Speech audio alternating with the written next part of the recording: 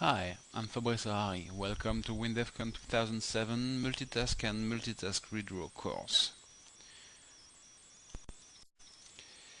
We already talked about this in the optimization course, but we are going deeper now. So it's a mega geek alert and it's your last chance to run. We are going to go much deeper into how the system works, in order for you to understand really what's behind these two innocent looking instructions and what implies using them or not using them. So here we go. How does Windows work? Well, basically Windows is a big loop, and in this loop what Windows is doing is processing messages. Everything for Windows is a message, and in WinDev you can see that behavior, that way of working in the event, send message and post message functionalities. These are the most low-level function that you have in WinDev. Each time something is happening in Windows, the user click on a button. What happens is that when the user click on the button, the mouse driver process the click, send a message to Windows, to this big loop, saying, okay, mouse click, that's the type of message, in X coordinate, Y coordinate, that's the parameters of the message. And who's the destination of the message? Well, Windows is going to look, okay, who's in XY topmost window? Okay, I'm going to send that to that application. And what is the application going to do? Okay, who's the topmost windows in my application? It's that one. Okay, I'm going to send that to the window. And the window is going to receive the same message. Always it's the mouse click in X, Y. Okay, so the window is looking, okay, what control, which is in fact again a window in terms of Windows processing, is in XY. And I'm going to send the message to that control. And that control receive that and process it. And that's why in a control, any type of control in WinDev, you have the possibility at the bottom of the code to add events on that particular control. Events that are not normally, when you do that, when you say, okay, I want to add some code when this field is clicked, what you're doing, in fact, is coding an event on that field, that type of message, and now you will have, at the next time a message is processed with that particular type for that field, you will have your code being executed. So everything is a message, and Windows is managing a huge FIFO stack. FIFO, for those of you who forgot or never learn, is a first in, first out stack, which means that each message is processed in the order of arrival. So when you are working in your Windows doing click, doing keyboard entries, doing all this kind of thing, all that is in fact a succession of messages that are processed by the system, then by the application, then by the window in the application, then by the control in the application. So we all know that Windows is multitasking. There are two types of multitasking: preemptive multitasking, and Windows is not doing that, and cooperative multitasking. So what's the difference between the two? In a preemptive multitasking system like Unix, Linux, or much older system that existed way before Windows, like Prolog in France, Preemptive multitasking means that the system is in charge of sharing time between applications and everything that needs some time to process things. By example, you can have a preemptive multitasking system saying, okay, each 100th of a second, I'm switching task to the next one. The next one has the ability to run for the next 100 of seconds, and then the next, and so on and so on. In a cooperative multitasking, the system is giving the control to an application, whatever application that is. And the application is keeping the control till it wants to release it and give back the control to the system. That's cooperative multitasking.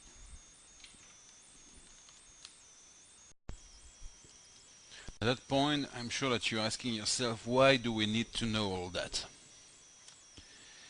Well, because that's what multitask does.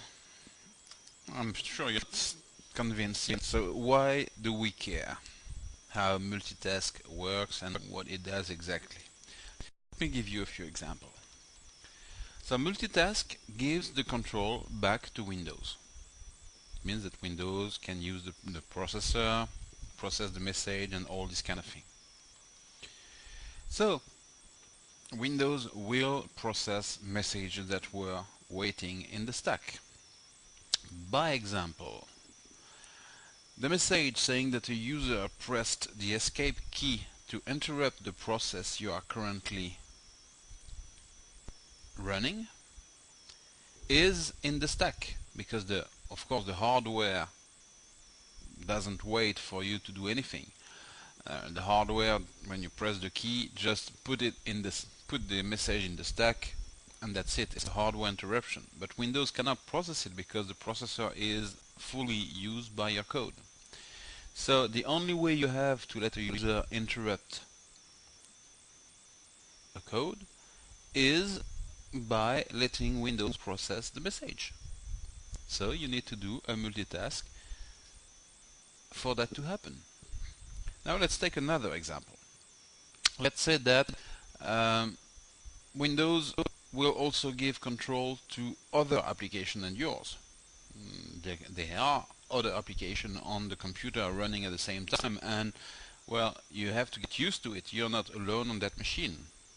So let's say that your users are not willing to pay huge money to call all the prospective buyers of their wonderful product. So they are using a solution like Skype, by example, which is, I'm sure you all know, a voice over IP telephone solution in between other things. What happened if your user is in a wonderful conversation with a prospective buyer? The guy is ready to be convinced to buy a huge load of merchandise. And in order to do that, your user has to run a process that calculates what the customer bought in the last 6 months in order to see, okay, I can make you that price or this price and so on. And this process takes about, let's say 10 seconds, not that bad. But during this time, it uses 100% of the CPU.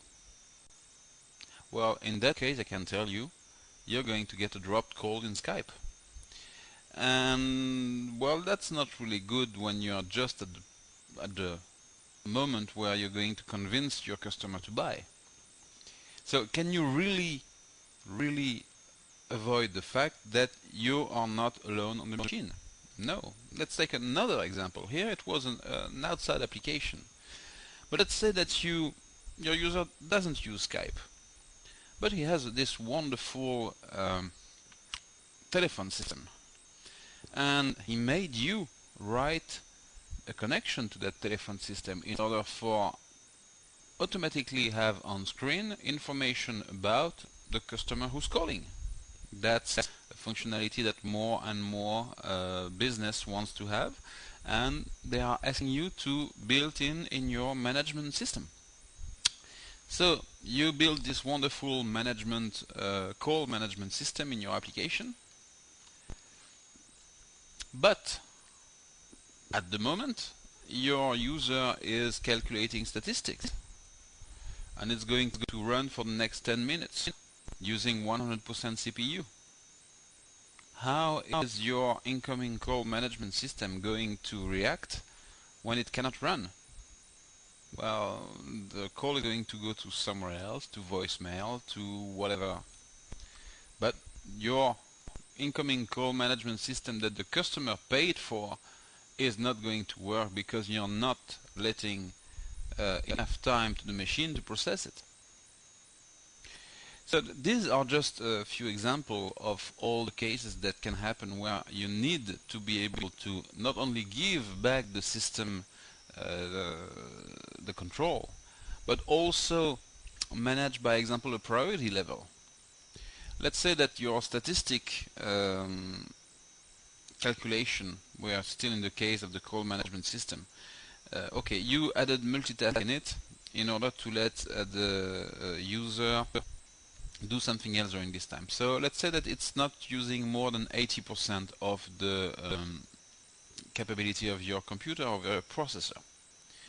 That's good. So your incoming call is coming in, but now the user needs to be able to do other things. And with only 20% of CPU, it's not enough. So multitask is also a way to say, okay, at that point I need to do something else, so I start to open this window, do this, do that, and I change the value in the global variable used also by the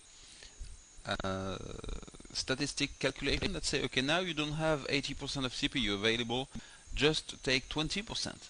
And by just increasing the, you are achieving that.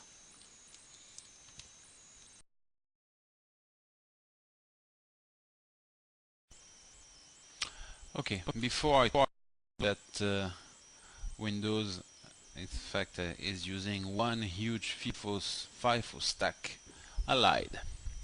Of course, it's a little more complex than that. And that's why we have several options with multitask and MultitaskRedraw. If there was only one stack for all the message, well, obviously we wouldn't have all these options. So let's have a closer look. When you do a multitask with a positive value, the system just waits. There's no processing of any message. If you ask for 10 of seconds, well, for 10 of seconds the system is going to wait and nothing else is going to happen. So you're really interested in that kind of thing, except when you want to slow down a process to, let's say, display a new image every n hundredths of a second and block everybody else during that time. When you do multitask 0, it gives the control back to Windows, then take it back. So Windows can process things and give the control back to the application without letting it do anything else during this time. When you do a multitask with a negative value, it gives control back to Windows and other codes of the same application. What does that mean? It means that the option that you want to use when you want to let the user press the escape key or click or on cancel during your work. At this point, all message are processed. So message from other applications are processed at the same time, and so on. Not only your application, other message, but also the other ones. And then you have the MultitaskRedraw. MultitaskRedraw only allows the redraw of one specific window. In the MultitaskRedraw call, you don't give any delay, and you give the name of the window that you want to have redrawn. Which means that this, in fact, allows this window and this window only to process the redisplay message, and only these ones. You cannot interrupt the process, and you cannot have anything else work during this time. So these two functions, multitask and multitask_redraw, are not really used for the same thing. Multitask is about control, and multitask_redraw is about display. Of course, multitask can be used for the display too. In the help file, they are advising to use multitask_redraw if the only thing you have to do is to redraw a window. Now, most of the time, a multitask_redraw is going to be faster than a multitask. A long time ago, before they implemented the multitask_redraw instruction, we had only multitask, and it was quite slow when you were using it for a process. So I had to find a way to go faster and to have my display done, and I found an API call, update window, that would allow me to just do what the multitask_redraw is doing.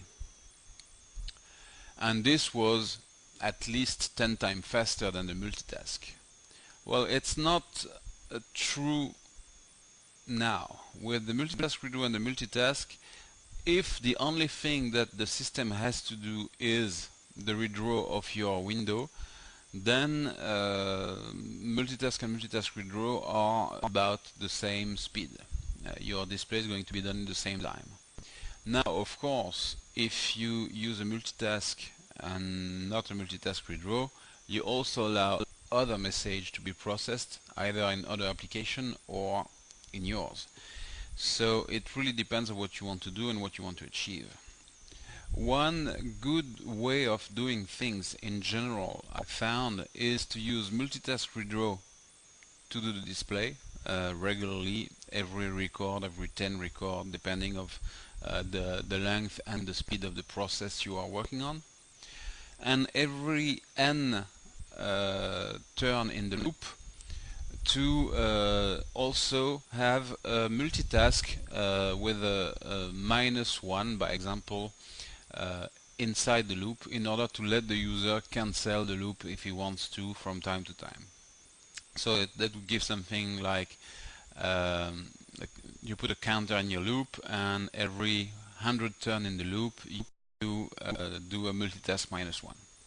Now, if you want to reduce the load on the processor and let the system work, remember, in that case, do a multitask minus a global variable value, and let other process eventually in your program, if it's a complex one, change that value in order to dynamically adapt to the load of the machine.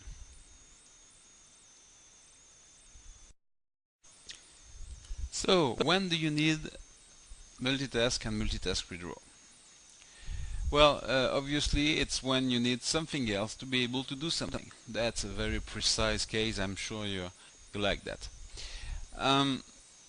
It can be another application, like in the example of Skype, or incoming calls from your telephone system. It can be another part of your own application. You may want to have another window refresh its content while you are doing something, and you did prepare data for the other window. So in that case, it's going to be a send or a post message to that window telling the window to do something, and then you want to have a multitask to let the window process that that information and do what it has to do. So there are several cases where you're going to need or want to do this kind of thing. Of course, it's also when you don't want to block the machine, when you want the program to be interruptible, all the wonderful thing we already talked about. This is what you have to think about when you are coding. Do I need to be alone in my world or not? And then you have the wonderful case where your laptop overheats and stops working after 3 minutes and 40 seconds of 100% usage of your CPU. Don't laugh, it happened to me. and you end up adding multitask in a lot of processes where normally you wouldn't. Okay, when don't you want them? You don't want them when your process is time critical. If you are dealing with um, reading on the serial port, data transmitted from an industrial process, and well, it's an on the fly sending, there's nothing to block it, and you have to get everything when it arrives.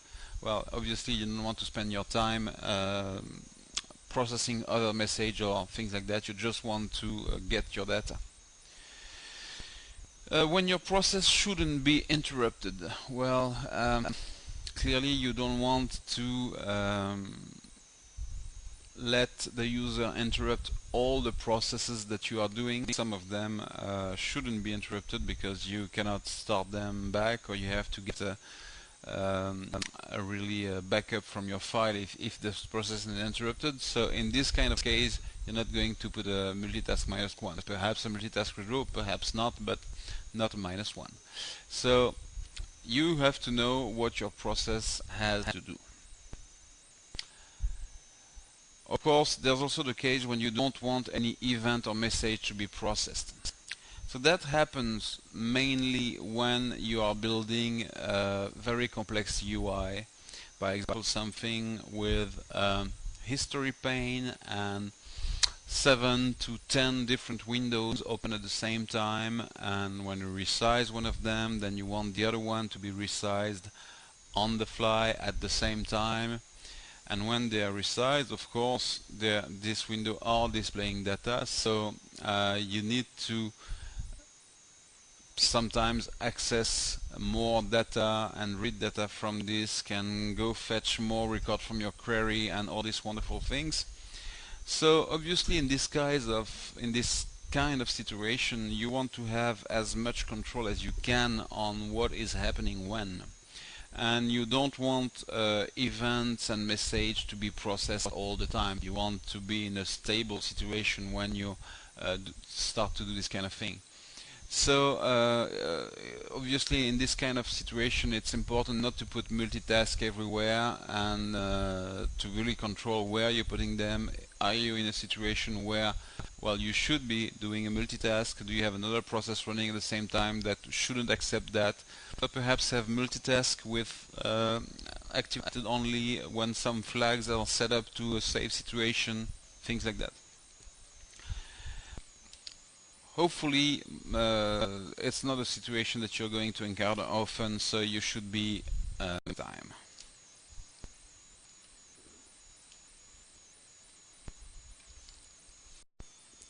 So of course there's a final thing that you have to know about. It's the multitask you don't know about. If you are in a case where you don't want multitask to be in the middle of your process for the reason I just told you about, then you have to be sure that there's no such thing happening in your process. But you don't know what's happening in a high-level object or process like a table or a looper. You don't know what the pieces of guys are doing behind the scene. Are they doing multitask or the equivalent in C or other language of the multitask? You don't know about that. You cannot be sure that this object will not send or do a multitask, by example, during the display when the table is filled, and so on. Only your code is safe. Any automatic object is suspect. And when you are dealing with this kind of problem, it's extremely painful to verify, manage this kind of thing. It's nearly impossible. It's really, really, really difficult. So try to avoid this kind of situation. The good thing is that most of the time, it doesn't matter if a table or a looper does a multitask. Okay, you don't care because you're not in the case where you have to stop events and deal with this kind of thing. So most of the time you'll be safe, and you will be the one adding the multitask and managing your process priority and speed of processing this way. Thank you.